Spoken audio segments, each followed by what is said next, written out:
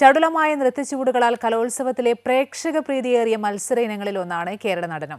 കഥകളിയിൽ നിന്ന് ഉൾക്കൊണ്ട കലാരൂപമെന്ന പ്രത്യേകതയും കേരള നടനത്തിനുണ്ട്.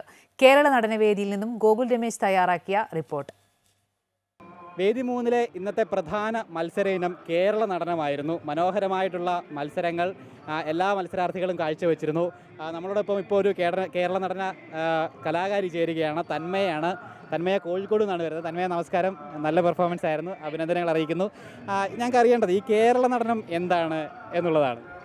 കഥകളിയിൽ നിന്നും ഉണ്ടായതാണ് കേരള നടനം. ഗുരു ഗോപിനാഥാണ് ഉപജ്ഞാതാവ്. ഇതുമായി ബന്ധപ്പെട്ട് ഈ മറ്റ് മോഹിനിയാട്ടമുണ്ട്, ഭരതനാട്യമുണ്ട്. അപ്പോൾ അതിൽ നിന്നൊക്കെ വ്യത്യസ്തമായിട്ട് കേരള നടനത്തിന് എന്താണ് അതിനെ വ്യത്യസ്തമാക്കുന്നത്? കേരള നടനം ചടുലമായി ചെയ്യണം. ഇതിൻ്റെ വേഷങ്ങളും അലങ്കാരങ്ങളും ഒക്കെ എങ്ങനെയാണെന്ന് പറഞ്ഞു തരും? കേരളത്തിൻ്റെതായൊരു ഇത് കാണാനുണ്ടാവും. പിന്നെ ഇതിൻ്റെ നൃത്ത ചുവടുകളുമായി ബന്ധപ്പെട്ട് അതിന് എന്തെങ്കിലും പ്രത്യേകത ഉണ്ടോ മറ്റേതുമായിട്ടൊക്കെ വ്യത്യസ്തമായിട്ട്? ചടുലമായിരിക്കണം. അതേപോലെ അഭിനയത്തിനൊക്കെ നല്ല പ്രാധാന്യം. ഇതിൻ്റെ കഥ ഒക്കെ എങ്ങനെയാണ് തിരഞ്ഞെടുക്കുന്നത്? സംഗീതം തിരഞ്ഞെടുക്കുന്നത് പുരാണത്തിൽ നിന്നാണോ?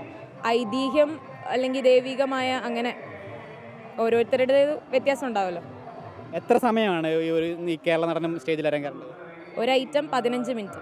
15 മിനിറ്റ് അല്ലേ? അപ്പം ഈ കലോത്സവ വേദികളല്ലാതെ പുറത്ത് ക്ഷേത്രങ്ങളിലൊക്കെ ഇത്തരം കലാരൂപങ്ങളൊക്കെ ചെയ്യാറുണ്ടോ? ചെയ്യാറുണ്ട്. സ്ഥിരം ഒരു ക്ഷേത്രകല കൂടിയാണല്ലേ? അങ്ങനെയില്ല. ക്ഷേത്രകല എന്ന് പറയാൻ കലോത്സവങ്ങളിലാണ് സത്യം പറഞ്ഞാൽ കാണാൻ കിട്ടുന്നത് ഇങ്ങനെയുള്ള ഐറ്റം. തന്മയ എത്ര നാളായിട്ട് ഇത് അഭ്യസിക്കുന്നുണ്ട്? കേരള നടനം ഞാൻ ആദ്യമായിട്ടാണ് ഈ വർഷം പഠിച്ചിട്ടേ ഉള്ളൂ. എത്ര നാളെടുക്കും ഇതൊന്ന് പരിശീലിച്ചൊക്കെ കിട്ടണമെങ്കിൽ, ലഭിക്കണമെങ്കിൽ? അത് ഓരോ കുട്ടികളുടെ കഴിവനുസരിച്ചിരിക്കും. ഓരോരുത്തർ പഠിച്ചെടുക്കുന്ന കപ്പാസിറ്റി വ്യത്യാസം ഉണ്ടാവും. മത്സരം എങ്ങനെയുണ്ടായിരുന്നു? നല്ല മത്സരമാണ്, കണ്ടിട്ടില്ല, കാണണം. എന്തായാലും എ ഗ്രേഡ് ലഭിക്കട്ടെന്ന് ആശംസിക്കുകയാണ്. വളരെ നന്ദി. എന്തായാലും കലോത്സവ വേദിയിൽ നിന്നും ഗോകുൽ രമേശ്, സമൃദ്ധ ന്യൂസ്.